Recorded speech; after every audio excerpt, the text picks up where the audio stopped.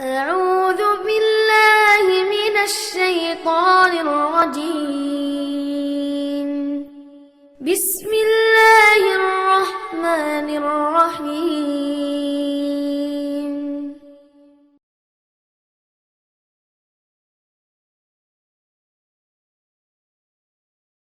رسول الله إن الحمد لله نحمده ونستعينه ونستغفره ونستهديه ونعوذ بالله من شرور أنفسنا وسيئات أعمالنا من يهده الله فهو المهتدي ومن يضلل فلن تجد له وليا مرشدا وأشهد أن لا إله إلا الله وحده لا شريك له أشهد أن سيدنا وحبيبنا وعظيمنا محمد بن عبد الله خاتم الأنبياء والمرسلين اللهم صل وسلم وبارك على محمد وعلى آل محمد كما صليت وسلمت وبارك على إبراهيم وعلى آل إبراهيم إنك حميد مجيد.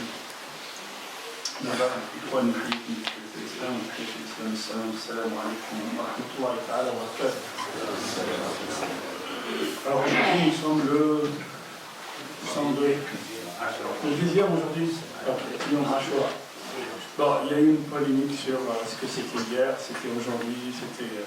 Ce qu'il faut savoir les frères, c'est que dans certains pays musulmans, comme dans les pays du Golfe, dans l'Arabie Saoudite par exemple, ils ont deux calendriers. Ils ont le calendrier de ce qu'on appelle le calendrier de calcul, Taqwim, et ils ont le calendrier par lequel ils voient la vie. Ils servent à quoi ces deux calendriers? Quand vous allez chez le médecin, vous prenez un billet d'avion par exemple, ils vont vous dire le premier Ramadan. Okay, le premier Ramadan, ils ont un calendrier. Mais le premier Ramadan, il peut changer. Okay, c'est pour ça que des fois, quand vous regardez par exemple à la télé, vous avez la Mecque Médine, il y en a qui sont en Fit-Tarouim, mais il y en a qui sont Robia, qui sont sur la vue du croissant. Et c'est pour ça, ça crée souvent des polémiques comme ça. Donc ils ont cru que, ils ont fait, ou ils ont cru, ou je ne sais pas s'ils l'ont fait exprès, que mercredi c'était le premier Muharram. Il s'avère que d'autres pays sont allés jusqu'au bout de Dhul Hijjah, c'est-à-dire le 30e jour de Dhul Hijjah, c'était mercredi. Voilà, c'était mercredi.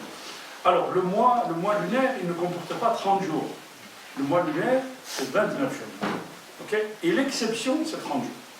Et c'est pas comme le mois solaire, un jour 29, un mois 29 et un mois 30. Non. 29, 29, 29, exception 30. 29, 29. C'est pour ça que vous avez des différences entre le Ramadan 2014 et le Ramadan 2015. Des fois vous avez 10 jours, des fois vous avez 11 jours, des fois vous avez 12 jours de différence entre une année et une autre. Ok?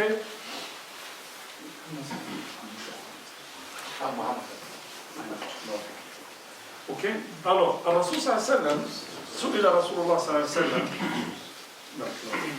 عن صيام يوم عاشوراء قال يكفر سنة الماضية. Celui qui jeûne le jour de Ashura, comme aujourd'hui, Allah subhanahu wa ta'ala lui pardonne une année entière qui est passée. Il lui pardonne tous les péchés, sauf les grands péchés rigolés. Attention. Okay? Tous les péchés, il n'y a pas un de nous, je suis le premier à le dire les frères, qui ne fait pas de péché. Il n'y en a pas moins. Okay? Parce que là où si vous ne commettez pas de péché, Allah subhanahu wa ta'ala vous fait partie. Il va faire venir des gens qui vont faire des erreurs, ils vont faire des péchés. Ils demandent le pardon d'Allah subhanahu wa ta'ala et Allah il va les pardonner. Okay? Donc il n'y a pas un sur terre qui vous dit moi, ok? Donc le Rasul sallallahu alayhi wa sallam nous dit celui qui jeûne le jour de Ashura, Allah subhanahu wa ta'ala lui pardonne une année entière qui est passée. عن ابن عباس رضي الله عنهما أن رسول الله صلى الله عليه وسلم قال إن عشت إلى عام قابل si Dieu me prête vie pour l'année prochaine, je vais jeûner le 9e et le 10e jour. Okay? Je vais jeûner le 9e et le 10e jour. Pourquoi? Parce que le prophète sallallahu alayhi wa sallam, quand il est arrivé à Médine, il a trouvé des juifs qui jeûnaient ce jour. Et il a posé la question pourquoi vous jeûnez ce jour? Car c'est le jour où Allah subhanahu wa ta'ala a sauvé Moussa alayhi salam. Quand Pharaon il a voulu les anéantir, il a couru après. Donc nous, pour remercier Allah subhanahu wa ta'ala, on jeûne ce jour-là. Moussa c'est mon frère. Et on est plus à même, plus proche de Moussa que n'importe quelle religion qui se dit proche de Moussa. Donc nous aussi on va jeûner ce jour. Mais on va jeûner le jour le 10e, mais on va jeûner le 9e pour ne pas faire comme eux. وعن عطاء بن أبي عباس عن ابن عباس رضي الله عنهما أنه كان يصوم يوما قبل عاشوراء ويوما بعده. عن ابن عباس رضي الله عنه, qu'on appelle Turjuman al-Qur'an, c'est-à-dire l'interprète du Coran, qui est le cousin du prophète sallallahu alayhi wa sallam. Et le prophète sallallahu alayhi wa sallam lui a fait des doigts pour qu'il puisse être justement savant. Ibn Abbas كان يصوم يوما قبله ويوما بعده, c'est-à-dire il jeûnait un jour avant et un jour après. Voilà, donc le 9e, c'est-à-dire hier, c'est ça, non, on est au là aujourd'hui, 10.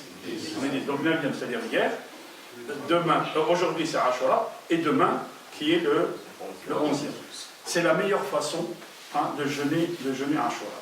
Okay, c'est la meilleure façon de jeûner Ashura. Maintenant, si quelqu'un, ce matin il a pris son petit-déj, et il n'a pas jeûné aujourd'hui, qu'est-ce qu'il fait? Yumsik. Pour Allah subhanahu wa ta'ala ya'tihi al-ajr inshallah. Ok? C'est-à-dire il arrête de manger. Si maintenant une personne a pris son café ce matin, puis il arrive à la mosquée, on en parle. Il ne savait pas et on en parle. Eh bien il veut jeûner ce jour-là. Eh bien il jeûne aujourd'hui et il jeûne demain. Ça c'est il ok, le Hajj dit, il y a quelqu'un qui venait, et puis il y a il a rencontré quelqu'un dans la rue, il lui a donné du raisin, il l'a mangé. Ça c'est Allah subhanahu wa ta'ala qui l'a nourri. Donc c'est Yamoun Sahih. Il a oublié, c'est Yamoun Sahih. Son jeûne est valide, et il continue de jeûner jusqu'à ce soir, et il jeûne demain. Ok. Où est-ce qu'il y a le problème avec certains de nos frères, rappartement au dehors? Alors, Rasul sallallahu alayhi wa sallam, il ne faut pas jeûner le samedi. Ok? Alors, bon, il ne faut pas jeûner le samedi, il y a un hadith, et certains Ahl Sunan, ils disent que c'est un hadith qui est instable. Enfin, bon. Il y a un hadith il y a certains savants qui sont très minoritaires dans la communauté qui disent qu'il ne faut jamais jeûner le samedi. Hein? Bon, Rasul sallallahu alayhi wa sallam, un jour il est rentré chez Umm Salama. Et il l'a trouvé en train de jeûner, c'était un vendredi. Il lui a dit, tu as jeûné hier? En parlant du jeudi, non. Alors tu vas jeûner demain? Parlons de quoi? Le samedi. Non. Alors maintenant, alors non. Tu ne jeûnes pas le vendredi tout seul. Ça veut dire quoi? Ça veut dire qu'il l'autorise à jeûner le samedi. Ok? Et ça, la majorité des écoles, il va dire quoi? Nous avons une petite étude si quelqu'un... Mais vous ne prenez pas la tête, ça. Si quelqu'un vous prend la tête, bon. Cheikh Al-Albani, il a donné un avis, comme quoi il ne faut pas jeûner le samedi. Et les gens ils sont sectaires. Cheikh Al-Albani n'est pas là pour un, c'est un pouvoir. Cheikh Al-Albani, c'est un savant. Comme tous les savants, comme tous les autres savants. L'imam Malik, on a appris, excusez-moi, dans ma jeunesse, on a appris que l'imam Malik, le Mudawwana, le Muwatta, ok. L'imam Malik, il te dit, quand tu jeûnes et que tu as oublié et que tu as mangé pendant ton oubli, tu fais quoi? Tu rattrapes. Ok, c'est ce qu'il dit l'imam Malik. Beaucoup de savants ne le suivent pas là-dessus. Et nous, le problème? Eh bien nous-mêmes, on ne le suit pas là-dessus. L'imam Malik, Ali, au Fadl au Kabir, toute la nation musulmane le reconnaît. Mais il y a certains amis qu'on ne suit pas, il est où le problème? Il n'y a aucun problème là-dessus. Ok? Donc, il ne faut pas que les élèves le Jumhur, ils te disent, vous pouvez jeûner le samedi, il prend un avis, chab, rare, tu dis non, c'est comme ça et c'est pas autre. Les anciens nous disent, et remarquez, les anciens nous disent, regardez le 4e jour de Rajab. Le 4e jour de Rajab, s'il tombe par exemple en mardi, vous aurez Ramadan le mardi, et vous aurez Eid al-Adha le mardi, et vous aurez Muharram le mardi. Regardez le 4e jour de Rajab. En quoi il tombe le 4e jour de Rajab? On aura le Ramadan qui va commencer le même jour, Eid al-Adha qui sera le même jour, et Muharram qui sera le même jour. Et cette année, si vous remarquez, on a eu Ramadan quand? Khamis, Eid al-Adha, Khamis, Muharram, Khamis. Vous avez vu? Bon, on n'a pas regardé le 4e jour de Rajab parce que par rapport à Zakat, parce que comme on a changé l'année, bon, par rapport à Zakat, le frère il me dit c'est compliqué de calculer Zakat parce que par exemple, je dis, fait Muharram l'année dernière, j'avais 5 000 euros de côté. Mais il y a 2 000 euros qui sont rentrés. 2 000 euros qui sont rentrés, fait Ramadan. Ramadan c'est le 9e mois. Donc les 2 000 ou les 3 000 euros qui sont rentrés, maintenant je suis allé il n'y a pas l'année qui a tourné. Vous suivez les frères? Donc j'ai 5 000 euros en début d'année, ensuite j'ai eu 2 000 ou 3 000 au milieu de l'année, ça me fait combien? 8 000. Alors je sors sur 5 000 ou je sors je sors sur 8000 ou je sors seulement sur 5000, et puis Ramadan, je sors sur les 3000 ou les 2000 que j'ai en plus. Alors, vous dites quoi? Sur 5000, ok. Sur 8000, voilà. Alors, il y a deux méthodes de calcul. Soit je sors sur 5000 et j'attends le Ramadan et je sors sur 3000, mais ça complique les choses. Soit je compte à l'année, c'est-à-dire je sais que, alhamdulillah, Allah subhanahu wa ta'ala, Akramani m'a donné plus de 3000 € par an, donc j'ai 5000, les 3000 sont rajoutés, quand arrive Muharram, je sors sur 8000, yani ça baqt al-zakat. Tu as devancé la date, et ça, la haraja fi.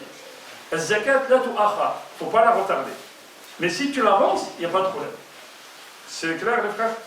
Ok. Donc je sors sur 5 plus 3, ou là je sors sur 5 et j'attends Ramadan et je sors sur les 3000 ou les 4000 que j'ai en plus. Mais si quelqu'un fait ce calcul-là, ça va être compliqué. Parce que si par exemple, fait Rajab, tu as eu 2000, fait Ramadan, tu as eu 3000, et tu vas, pour chaque somme, tu vas mettre une date. Tu peux fixer une date, quand moi, fait Ashura, je sors ma zakat, je calcule tout ce que j'ai sur mes comptes, et voilà, je sors ma zakat, tout ça va, alhamdulillah. Allah subhanahu wa ta'ala, alors, oui, c'est une question qui revient souvent. Certaines sœurs, elles ne savaient pas qu'il fallait rattraper le Ramadan. C'est-à-dire, elle est arrivée à sa puberté à 15 ans, 13 ans, 15 ans, et aujourd'hui elle a 22 ans. Et pendant ses menstrues, elle n'a pas fait Ramadan. Et maintenant, ça fait 5 ou 6 ans qu'elle n'a pas rattrapé. Qu'est-ce qu'elle fait? Alors, les ulama, ce qu'ils disent, du moment qu'elle ne savait pas, elle va rattraper ses jours. Elle va rattraper ses jours qu'elle ne faisait pas. Imaginez qu'elle avait par exemple 7 ou 10 jours par année. Ça fait déjà beaucoup, hein? Ça fait 50 jours. Ouais. Donc comment elle fait? Elle jeûne le lundi et le jeudi. Elle jeûne le lundi et le jeudi jusqu'à ce qu'elle rattrape ses jours. Ok? Elle jeûne, et puis à partir de ce moment-là, et maintenant qu'elle sait, elle n'a pas le droit de retarder. Si elle retarde, et ce qu'on avait dit quand on était fait Ramadan, si elle retarde un jour, par exemple il y a un jour où elle ne fait pas, elle le rattrape, et elle fait quoi? Pour une année qui est en retard, si elle... Allez, on donne un exemple, c'est mieux. Elle n'a pas fait le Ramadan qui est passé, elle n'a pas fait 5 jours. Elle a jusqu'à le Ramadan qui arrive pour faire les 5 jours.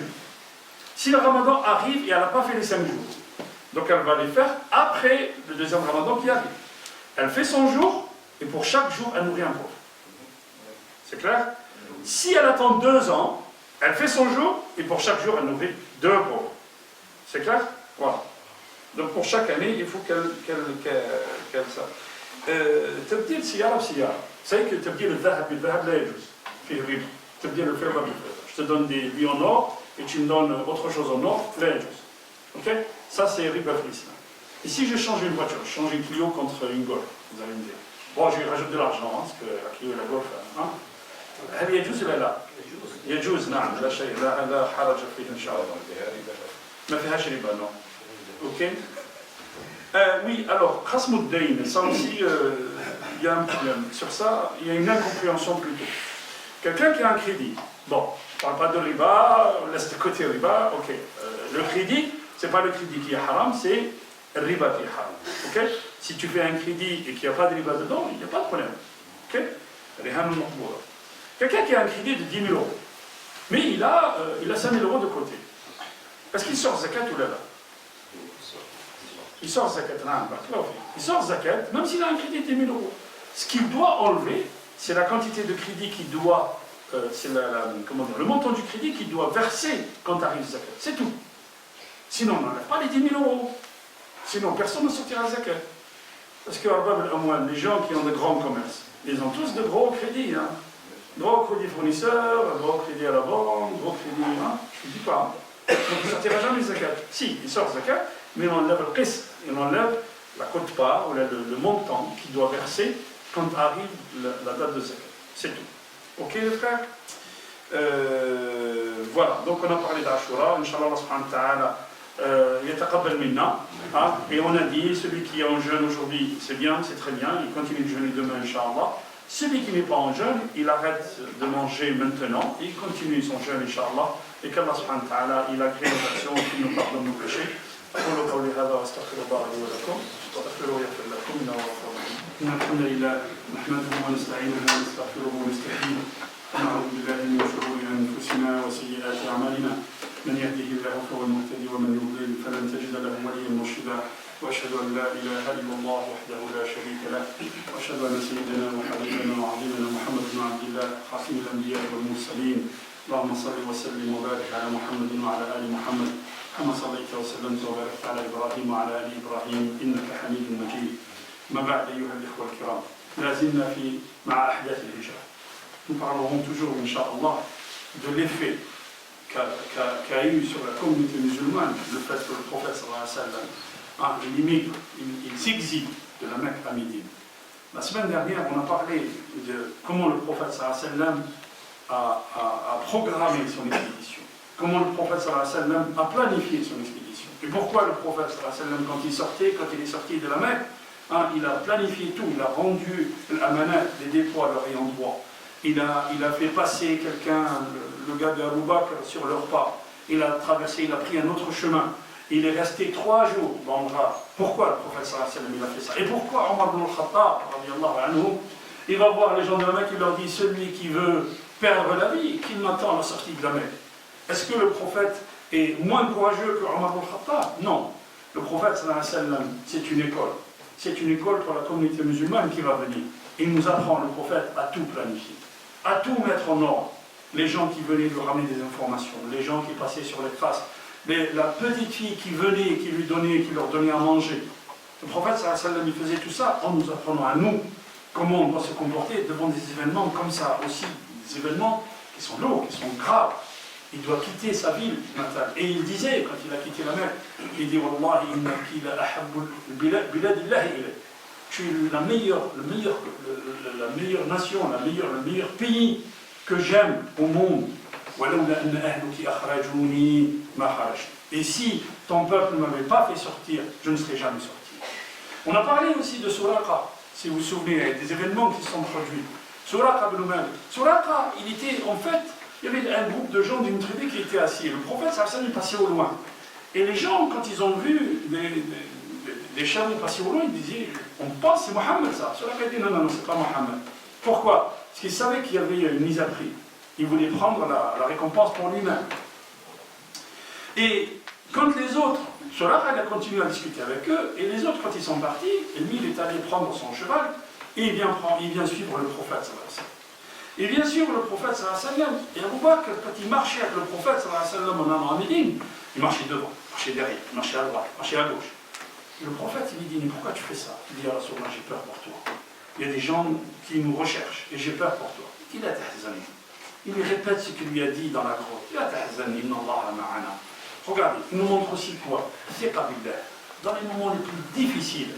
Aujourd'hui, nous sommes dans des situations très difficiles à vivre. Quand vous voyez ce qui se passe dans tous les pays musulmans, regardez ce qu'ils ont fait en Libye, regardez ce qu'ils ont fait en Irak, regardez ce qu'ils ont fait en Syrie, regardez ce qui se passe dans les pays musulmans. On a chassé des gens, des populations entières de chez elles.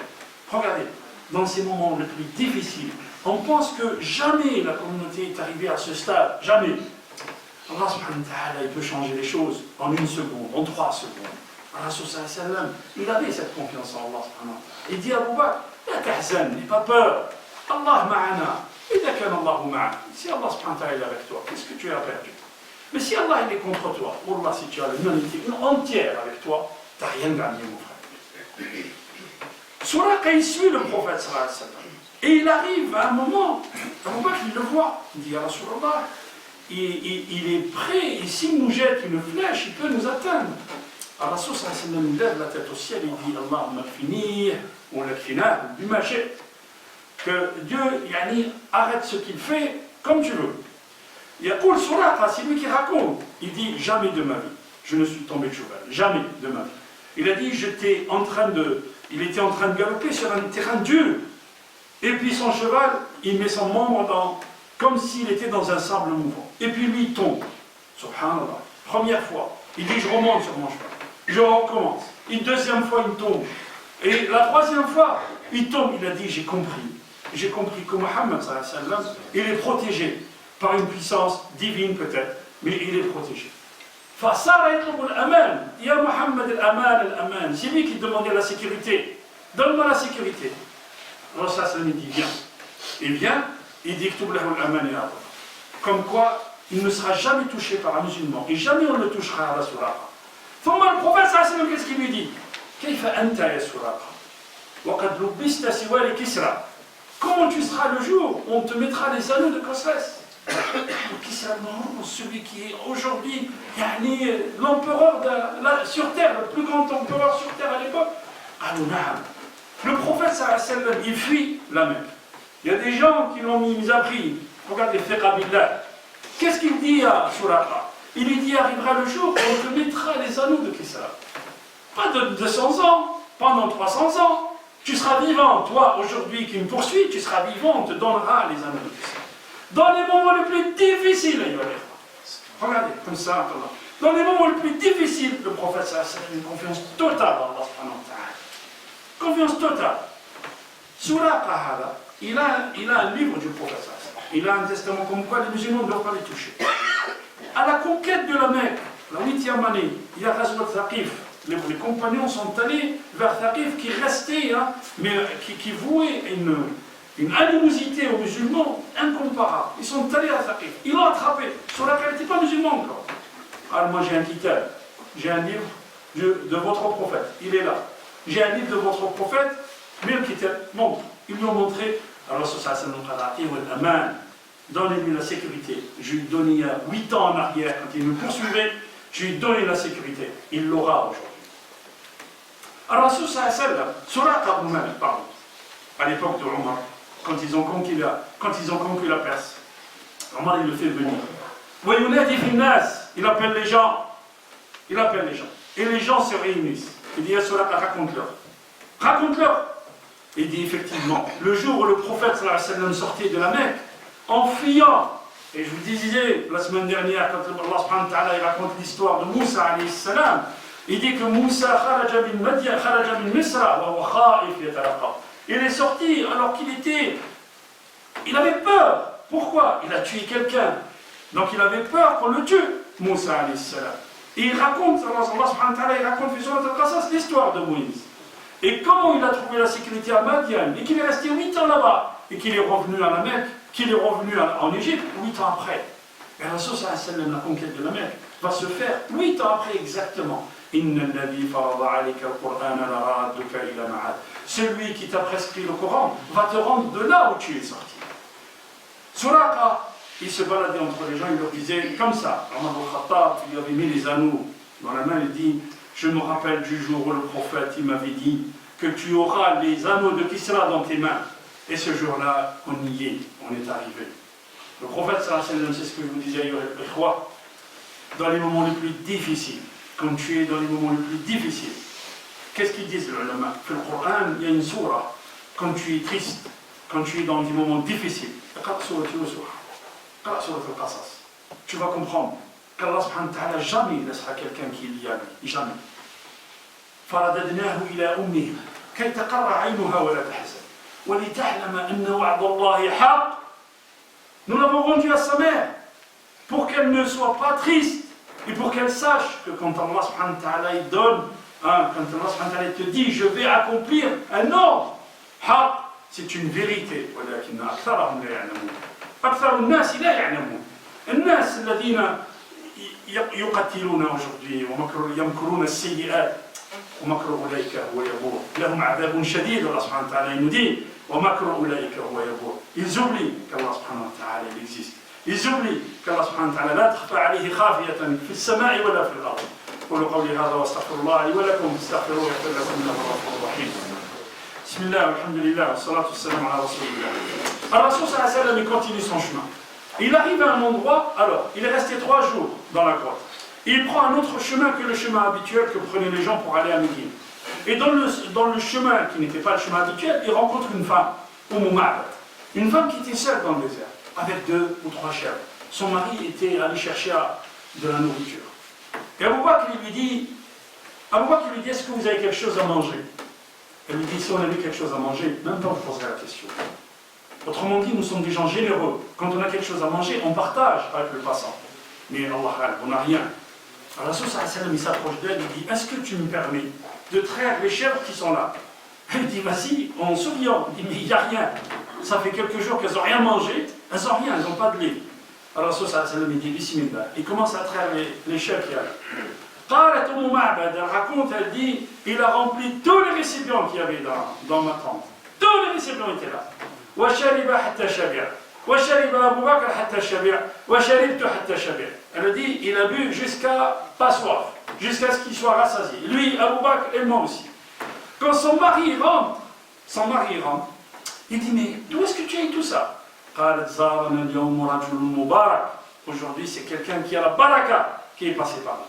Umm Ma'bad Hadi, elle a vu le prophète une fois dans sa vie, c'est cette seule fois.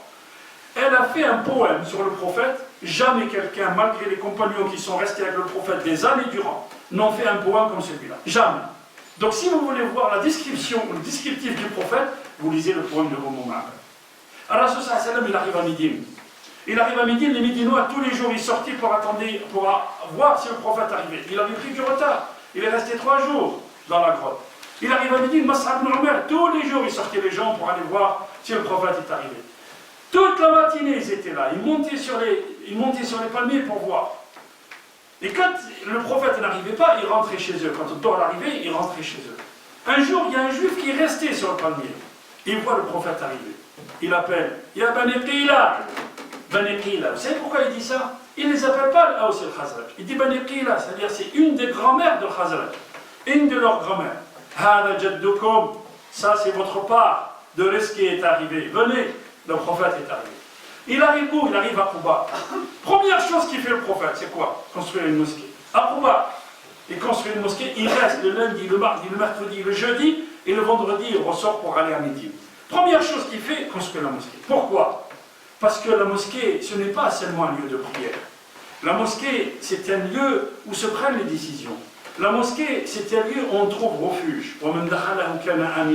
La mosquée, c'est un lieu où on trouve la sécurité. Vous avez vu pourquoi la mosquée c'est important dans l'islam? La mosquée, elle ne laisse pas les gens dans la solitude. Quand on est musulman, on ne reste pas dans la solitude et on meurt seul dans un appartement. Personne ne sait, 2 ans après, avec la puanteur, les pompiers viennent. C'est ça la mosquée. Alors, Rasul sallallahu alayhi wa sallam, la première chose qu'il fait à Médine, comment dire, je vais faire vite parce qu'il y a beaucoup de choses qu'il a fait. La première chose, il crée une fraternité entre le muhajirin et l'Ansar. Et surtout, il écrit mu'ahada, il écrit un pacte qu'on appelle le pacte de Médine. Le pacte de Médine, 40 articles, les frères. 40 articles. Ou qu'est-ce qu'il dit dans le pacte de Médine? Il protège les minorités. Il protège les gens qui n'ont pas la même religion que les musulmans. Et à Médine, il y avait quoi? Il y avait des musulmans, des non-musulmans. Il y avait des juifs, il y avait des païens, des gens musulmans. Il y avait des esclaves. Et il protège tout le monde. Et qu'est-ce qu'il dit dans le pacte? Tous les gens de Médine sont sous la même protection de l'État. Nous vivons sous un seul ciel et nous sommes tous pareils, nous sommes tous régis par les mêmes lois. L'islam n'exclut pas l'autre parce qu'il est différent. Bien au contraire, les frères. Et on peut lire l'histoire. Quand les Juifs ont été jetés d'Europe et quand on créé comment on appelle ça, des camps de concentration pour les Juifs, au Moyen-Âge, je parle, les Juifs ont trouvé refuge chez les musulmans. Et les Juifs sont développés chez les musulmans, ils le disent eux-mêmes. Pourquoi? Parce que l'islam reconnaît l'autre. C'est pas parce que là, on avait expliqué le hadith la semaine dernière. L'islam reconnaît les autres religions, reconnaît les autres, même si tu ne partages pas la même chose que moi. Celui qui vous dira le contraire, il ment. Celui qui vous dira le contraire, il ment. Là, j'ouvre une parenthèse, Rasul sallallahu alayhi wa sallam, il nous demande de lire Surat al-Kahf, Yom al-Jumu'ah, et nous sommes Yom al-Jumu'ah. Pourquoi? Parce que Surat al-Kahf, elle va vous donner quoi? Elle va vous parler des épreuves de la vie. Et les grandes épreuves qu'il y avait sur Surat al-Kahf, c'est l'épreuve de din, c'est les gens qui ont fui avec leur religion. C'est l'épreuve de Mel, celui qui a les 2 jardins. C'est l'épreuve du savoir et c'est l'épreuve du pouvoir. C'est l'épreuve du pouvoir. Il y a des gens aujourd'hui, des puissances aujourd'hui, qui ne reconnaissent pas l'autre. Ils veulent imposer leur vision des choses. Ils veulent imposer, entre guillemets, leur démocratie. On tue des populations entières pour imposer la démocratie. Et quelle démocratie? On viole une fille, on tue sa mère, on tue son père pour imposer la démocratie. Hada, vous savez qui c'est celui-là? C'est ça le Dajjal. Le Rasul sallallahu alayhi wa sallam dit, celui qui est sur le Kahf, Allah subhanahu wa ta'ala, il le protège de Masih al-Dajjal. Qui c'est le Masih al-Dajjal? Il est born, le Rasul sallallahu alayhi wa sallam dit. Ça veut dire quoi, born? Parce que quand vous parlez avec les jeunes, ils vous disent, Masih al-Dajjal, regardez les mensonges. Écoutez bien. Le Masih al-Dajjal, c'est celui qui voit qu'un seul œil avec un seul œil. Il ne voit pas les autres. C'est lui et pas les autres. C'est l'intérêt de ce pays-là et pas les autres. Quitte à tuer des millions de gens pour l'intérêt des États-Unis, mais c'est pas grave. C'est ça le Masih al-Dajjal. Il voit avec un œil. Il voit juste son intérêt. Il voit juste sa population. Pour un prisonnier, on a échangé 1000 prisonniers palestiniens. C'est ça le born. Le born, Masih, born, ou Dajjal, Kadhab. Passent leur temps à nous mentir, passent leur temps à nous mentir. Regardez les infos, regardez les médias, ils passent leur temps à nous mentir, à nous raconter n'importe quoi. Daesh, ils se font soigner en Israël. Ils se font soigner en Israël. Et ils passent leur temps à nous mentir. Regardez Daesh, comment ils tuent les gens avec des caméras 3D, tout ça. Où est-ce qu'ils ont eu ça? Vous nous dites que des gens de banlieue, ils vont avoir Daesh. Où est-ce qu'ils ont eu cette formation? Dites-le nous, subhanallah. Allah wa al-Masih al-Dajjal. Al-Rasul sallallahu alayhi wa sallam, quand il arrive à Médine, il reconnaît tout le monde. Il reconnaît tout le monde. وهذه الوثيقة, celui qui la veut allier في كتب السيرة. Je vous ai dit, il y aurait 40 articles où il protège les faibles, il protège les pauvres, il protège les gens qui ont une autre religion. Et ça aussi, c'est une leçon pour nous. Ça aussi, الهجرة de Rasul sallallahu alayhi wa sallam, c'est une leçon pour nous. اللهم اجعلنا من التوابين واجعلنا من المتطهرين اللهم اهدنا فيمن هديت وعافنا فيمن عافيت وتولنا فيمن توليت وبارك لنا فيما اعطيت وقنا شر ما قضيت انك تقضي ولا يقضى عليك انه لا يذل من وليت ولا يعز من عليك تبارك ربنا وتعاليت يا ذا الجلال والاكرام اللهم اقسم لنا من خشيتك ما تحول به بيننا وبين معصيتك ومن الطاعات ما تبلغنا به جنتك ومن اليقين ما تهون به علينا مصائب الدنيا ومتعنا اللهم باسماعنا وابصارنا وابداننا أبدا ما أحييتنا واجعله الوارث منا واجعل ثأرنا على من ظلمنا وانصرنا على من عادانا ولا تجعل الدنيا أكبر همنا ولا مبلغ علمنا واجعل الحياة زيادة لنا في كل خير واجعل الموت راحة لنا من كل شر عباد الله إن الله يأمر بالعدل والإحسان وإيتاء ذي القربى وينهى عن الفحشاء والمنكر والبغي يعظكم لعلكم تذكرون ولذكر الله أكبر والله يعلم ما تصنعون. Mes chers frères, la semaine prochaine, Inch'Allah, ce dimanche, on va changer d'heure. Donc la semaine prochaine, on commencera le Jumu'ah à 1h. On commencera le Jumu'ah à 1h, donc mettez-le bien de votre tête. Barakallahu fikum wa qumu ila salatikum.